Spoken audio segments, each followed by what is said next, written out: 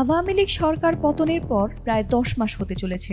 দলটির অনেক বাঘা বাঘা নেতাদের অনেকেই যেমন হয়েছেন ফেরারি, তেমনি অনেকেই হয়েছেন চৌদ্দশিকের বাসিন্দা।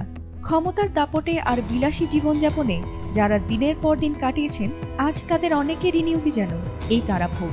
এখন প্রশ্ন, জেলখানায় তাদের দিনকাল কেমন কাটছে? উত্তরটা জানলে হয়তো বাড়বে অস্বস্তি। রাজনৈতিক পট পরিবর্তনের সাথে সাথে যেসব দাপুটে আওয়ামী নেতারা গ্রেফতার হয়ে কারাগারে ঢুকেছেন, তাদের বেশিরভাগেরই মিলছে আরাম-আয়েশের সুবিধা। বিশেষ খাবার, টিভি, পত্রিকা সবই পাচ্ছেন তারা। সাধারণ কয়েদিদের জন্য জেল জীবন দুর্বিষহ হলেও কারাগারের রীতিমতো ভিআইপি সমাদর পাচ্ছেন পলাতক সরকারের দোসর খ্যাত এসব হেভিওয়েট নেতারা। জানা গেছে, কাশিমপুর হাই সিকিউরিটি কারাগারের একটি ভবনে আছেন সালমান এফ রহমান, জুনায়েদ আহমেদ পলক সহ প্রথম শ্রেণীর মর্যাদাপ্রাপ্ত 26 জন ভিআইপি বন্দী।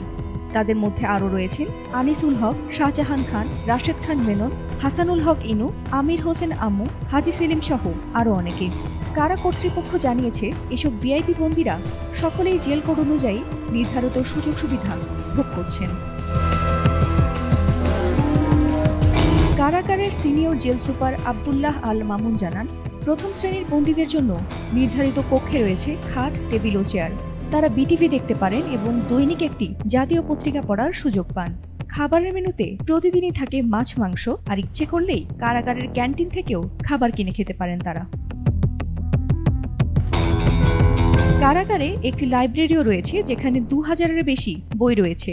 কারাবন্দীরা চাইলে বাইরে থেকে বইও আনাতে পারেন, তবে তা কারা কর্তৃপক্ষের যাচাই বাছাইয়ের পর অনুমোদিত হলে তাদের কাছে পৌঁছে দেওয়া হয়।